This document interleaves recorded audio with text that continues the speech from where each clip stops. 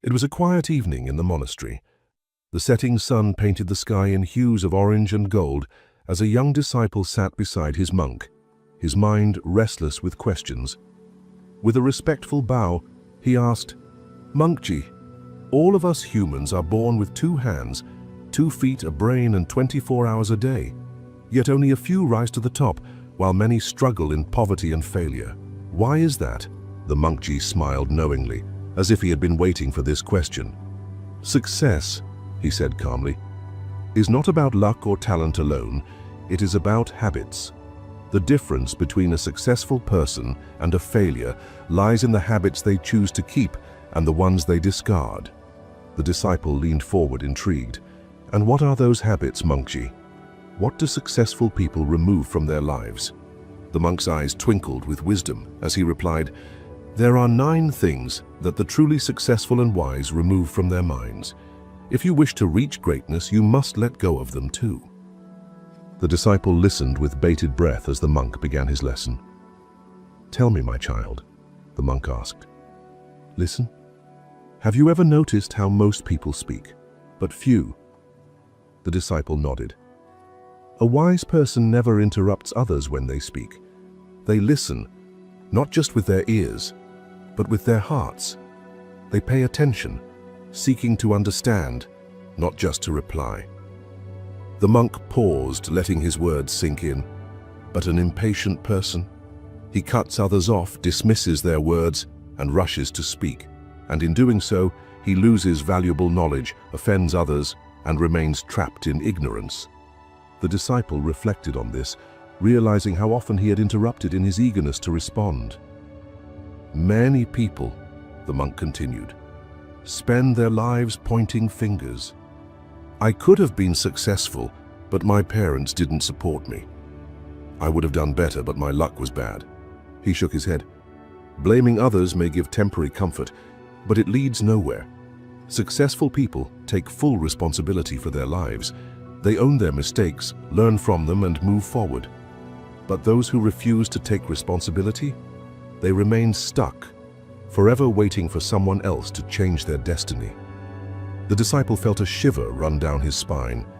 He had often blamed others for his failures, but was it truly their fault, or had he simply refused to take charge of his own life? The monk looked deep into his disciple's eyes. "Do you know the most dangerous enemy?" The disciple hesitated before replying, "A powerful opponent?" The monk shook his head. "No, my child. The most dangerous enemy lives inside you. It is the voice that whispers, 'I am not good enough.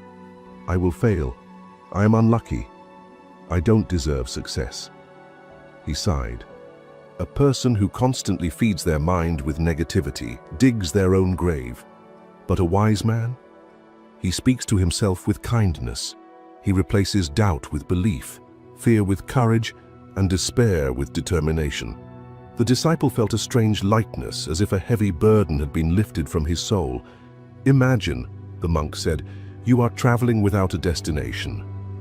Where will you go?" "Nowhere," the disciple answered. "Exactly.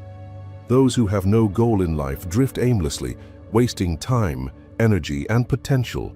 But successful people, they set clear targets. They wake up each morning with purpose, knowing exactly what they must do to move forward." The disciple clenched his fists, determined to find his path. The monk's voice softened. "True strength is not in making others feel small. It is in lifting them." He continued, "Many people, when they taste a little success, begin to look down on others, the poor, the weak, the less fortunate. But arrogance is a poison. The moment a man starts thinking he is above others, he stops growing. A truly successful person, he treats everyone with respect, whether rich or poor, young or old, powerful or powerless." The disciple swallowed hard, recalling times when he had judged others unfairly. "Tomorrow," the monk chuckled, "is the favorite word of the lazy." The disciple laughed nervously. "Procrastination is a thief," the monk warned. "It steals time, opportunities, and success. A wise person does not wait for the right moment. He acts now." The disciple made a silent promise. He would no longer delay his dreams. Success or failure both come from the same place, responsibility. The monk's words were firm. A coward makes excuses.